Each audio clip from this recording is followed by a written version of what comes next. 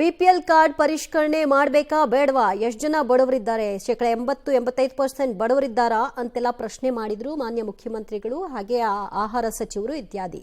ಆದರೆ ನೀವು ಬಡವರನ್ನ ಕೈ ಬಿಡ್ತಾ ಇದ್ದೀರೋ ಅಥವಾ ಅನರ್ಹರನ್ನ ಕೈ ಬಿಡ್ತಾ ಇದ್ದೀರೋ ಅನ್ನೋ ಪ್ರಶ್ನೆ ಮನೆ ಮಾಡ್ತಾ ಇದೆ. ಇಲ್ಲಿ ಹಾಸನದಲ್ಲಿ ನೋಡಿ, ಕೂಲಿ ಕಾರ್ಮಿಕರು, ರೈತರು, ವ್ಯಾಪಾರಿಗಳಿಗೆ ಬಿಪಿಎಲ್ ಕಾರ್ಡ್ನಿಂದ ಕೋಕ್ ಕೊಟ್ಟು ಶಾಕ್ ಕೊಟ್ಟಿದ್ದಾರೆ. ಟ್ಯಾಕ್ಸ್ ಹೆಸರಲ್ಲಿ ಬಿಪಿಎಲ್ ನಿಂದ ಕೈ ಬಿಟ್ಟಿದೆ ಸರ್ಕಾರ. ಯಾರಿಗೆ ಹೇಳೋಣ ನಮ್ಮ ಪ್ರಾಬ್ಲಮ್ಮು ಅಂತ ಜನ ಕಂಗಾಲಾಗಿದ್ದಾರೆ. ಬಿಪಿಎಲ್ ಕಾರ್ಡ್ ವಂಚಿತರ ಗೋಳಂತೂ ಹೇಳತೀರ್ದಾಗಿದೆ. ಕಳೆದ 2 ತಿಂಗಳಿಂದ ಇದೇ ರೀತಿಯಾಗಿ ಬಿಪಿಎಲ್ ಕಾರ್ಡ್ನಿಂದ ಕೈಬಿಟ್ಟಿದ್ದಾರೆ. ಸೇರ್ಪಡೆ ಆಗೋದಕ್ಕೆ ಅಲ್ಲಿ ಹೋಗಿ ಫುಡ್ ಆಫೀಸರ್ನ ಕೇಳಿ ಅಂತ ಅಲ್ದಾಡಿಸ್ತಾ ಇದ್ದಾರೆ.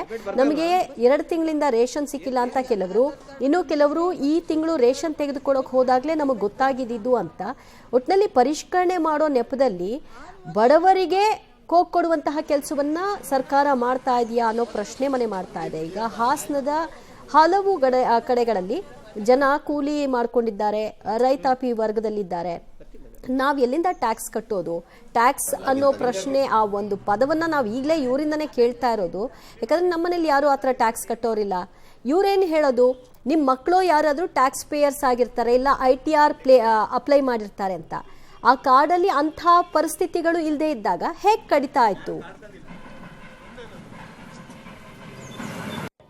ಬಿಪಿಎಲ್ ಕಾರ್ಡ್ ರದ್ದು ಹಾಗೂ ಬದಲಾವಣೆ ವಿಚಾರ ರಾಜ್ಯಾದ್ಯಂತ ಕೋಲಾಹಲವನ್ನೇ ಎಬ್ಬಿಸಿದೆ. ಅದರಲ್ಲೂ ಸಾಕಷ್ಟು ಬಡ ಕುಟುಂಬಗಳಿಗೆ ಕಾರಣ ನೀಡದೆ ಕಾರ್ಡ್ಗಳನ್ನು ರದ್ದು ಮಾಡಿರ್ತಕ್ಕಂಥದ್ದು ತೀವ್ರ ಆಕ್ರೋಶಕ್ಕೆ ಕಾರಣವಾಗಿದೆ. ಈಗ ನಾವು ಹಾಸನ ಹೊರವಲಯದ ಚಿಕ್ಕಮಂಡಿಗನಹಳ್ಳಿ ಸೊಸೈಟಿಯಲ್ಲಿದ್ದೀವಿ. ಏನು ಸರ್ವರ್ ಸಮಸ್ಯೆಯಿಂದಾಗಿ ಅವರು ಬೆಳಗ್ಗೆಯಿಂದಲೂ ಸಹ ಏನು ಅಕ್ಕಿ ಕೊಡುವುದನ್ನು ನಿಲ್ಲಿಸಿದ್ದಾರೆ. ಆದರೂ ಸಾಕಷ್ಟು ಜನ ಇಲ್ಲಿ ಕಾರ್ಡ್ ಹೊಂದಿರತಕ್ಕಂಥವ್ರು ಬಂದು ಏನು ಪಡಿತರವನ್ನು ಪಡೆಯಲು ವಾಪಸ್ ಹೋಗ್ತಿದ್ದಾರೆ. ಯಾಕೆಂದರೆ ಸರ್ವರ್ ಬಿಸಿ ಅಂತ ಅವರು ಏನು ಪಡಿತರ ವಿತರಣೆ ಮಾಡ್ತಾರೆ ಅವ್ರು ಹೇಳ್ತಾರೆ. ಅಲ್ಲದೆ ಪಡಿತರ ಪಡೆಯಲು ಬಂದಿರತಕ್ಕಂಥವ್ರು ಕೆಲವೇ ಒಂದು ರೀತಿ ಶಾಕ್ ಅಂತ ಹೇಳ್ಬೋದು. ಕೆಲವು ಏನು ಪಡಿತರ ಪಡೀಲಿಕ್ಕೆ ಬಂದಿರತಕ್ಕಂತಹ ಜನರಿದ್ದಾರೆ, ಅವರ ಕಾರ್ಡ್ಗಳು ಸಹ ರದ್ದಾಗಿದೆ. ಈಗ ಅವ್ರನ್ನೇ ಒಮ್ಮೆ ಕೇಳೋಣ. ಮೇಡಮ್ ಹೇಳಿ, ನಿಮ್ಮ ಕಾರ್ಡ್ ರದ್ದಾಗಿದೆಯಾ? ಹಾಂ ಸರ್, ನನ್ನ ಹೆಸರು ಶ್ರುತಿ. ನನ್ನ ಕಾರ್ಡು ರದ್ದಾಗಿದೆ. ಯಾಕಂದರೆ ಹೋದ ತಿಂಗಳಿಂದ ನನಗೆ ರೇಷನ್ ಕ್ಯಾನ್ಸಲ್ ಆಗಿದೆ, ರೇಷನ್ ಸಿಗಲ್ಲ, ಕಾರ್ಡ್ ಕ್ಯಾನ್ಸಲ್ ಆಗಿದೆ ಅಂತ ಹೇಳ್ತಾ ಇದ್ದಾರೆ. ಅದೇ ಸರ್, ನನಗೆ ಹೋಗಿ ಫುಡ್ ಆಫೀಸಲ್ಲಿ ಕೇಳಿದ್ದಕ್ಕೆ ಹೇಳಿದ್ರು ಅವರು, ನಿಮಗೆ ಕಾರ್ ಇರಬಹುದು ಇಲ್ಲ IT ರಿಟರ್ನ್ ಇರ್ಬೋದು, ನಾವು ನೋಡಿ ಹೇಳ್ತೀವಿ ಅಂತ ಅಂದ್ಬಿಟ್ಟು ನಾನು ಟೈಮಿಗೆ ಕರೆಕ್ಟಾಗಿ ಹೋಗಲಿಲ್ಲ. ಅದರಿಂದ ಅವ್ರು ಕರೆಕ್ಟಾಗಿ ಇನ್ಫಾರ್ಮ್ ಮಾಡಿಲ್ಲ. ಹೋಗಿ ಕೇಳಿದ್ದಕ್ಕೆ ಆ ಥರ ಕ್ಯಾನ್ಸಲ್ ಆಗಿರುತ್ತೆ ಅಂತ ಹೇಳಿದ್ರು. ಇಲ್ಲ ಬೆಂಗಳೂರಲ್ಲಿ ನೀವು ವಿಚಾರಿಸ್ಬೇಕು ಅಂತ ಹೇಳಿದ್ರು ಒಬ್ಬರು ಮೇಡಮ್.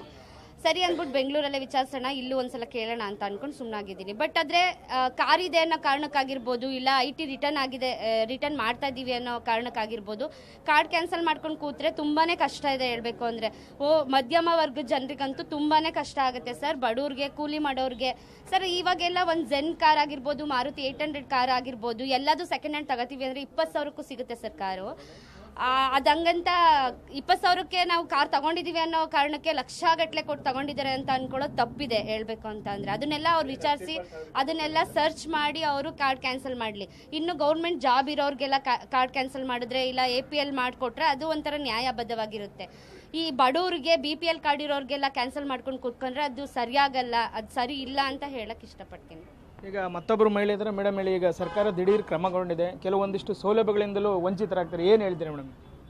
ಹೌದು ಸರ್, ಈಗ BPL ಕಾರ್ಡು ಕ್ಯಾನ್ಸಲ್ ಮಾಡ್ತಾ ಇರೋದು ತುಂಬ ತಪ್ಪು ಸರ್.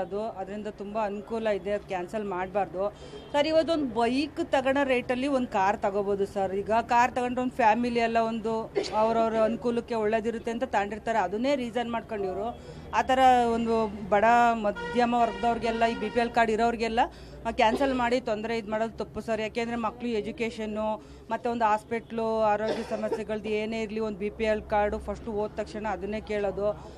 ಅದರಿಂದ ಅದೇ ಇಲ್ಲ ಅಂದಾಗ ಒಂಥರ ಹಿಂಸೆ ಅನಿಸುತ್ತೆ ಸರ್. ಅದು ಹಂಗಾಗಿ BPL ಕಾರ್ಡು ಕ್ಯಾನ್ಸಲ್ ಮಾಡಬಾರ್ದು ಸರ್. ಈಗ ಮತ್ತೊಬ್ಬರು ಮಹಿಳೆ. ಮೇಡಮ್ ಹೇಳಿ, ನಿಮ್ಮ ರೇಷನ್ ಕಾರ್ಡ್ ಯಾವಾಗಲಿಂದ ರದ್ದಾಗಿದೆ, ಏನು ಹೇಳ್ತಾ ಇದ್ರಿ ಅಲ್ಲಿ? ಸರ್, ನಮ್ದು ಇದೇ ತಿಂಗಳು ರದ್ದಾಗಿರೋದು.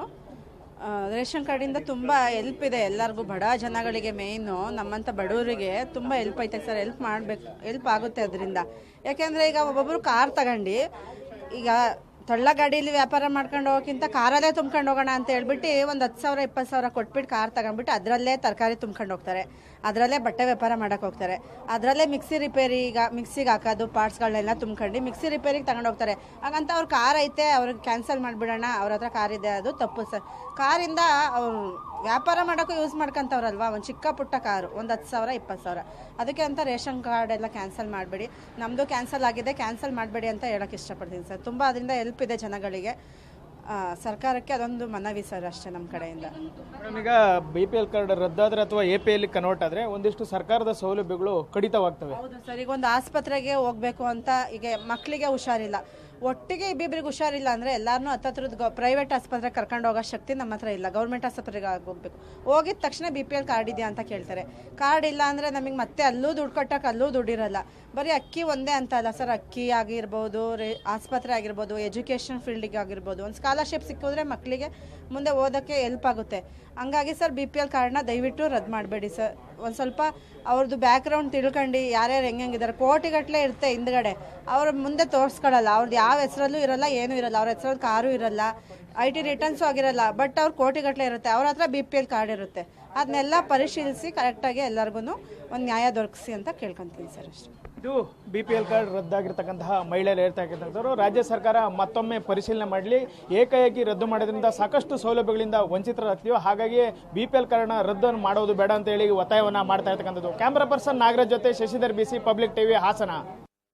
ನನ್ನ ರೇಷನ್ ಕಾರ್ಡು ಲೆಸ್ ಆಗಿರೋದು ಕಾರಣವಶವಾಗಿ ಲೆಸ್ ಆಗಿರೋದು. ಏನಾದ್ರು GST ಪೇಯರ್ನು ನಾನು GST ಪೇ ಮಾಡ್ತಿದ್ದೀನಿ ಅಂದರೆ ಲೆಸ್ ಮಾಡಿದರೆ ಹೌದು ಅಂತ ಹೇಳ್ಬಿಟ್ಟು ಏನೋ ಒಂದು ಒಪ್ಕೋಬೋದು, ನಾನು ಮಾಡ್ತಾ ಇದ್ದೀನಿ ಅದಕ್ಕೆ ನನಗೆ ಲೆಸ್ ಆಗಿದೆ ಅಂತ ಹೇಳ್ಬಿಟ್ಟು.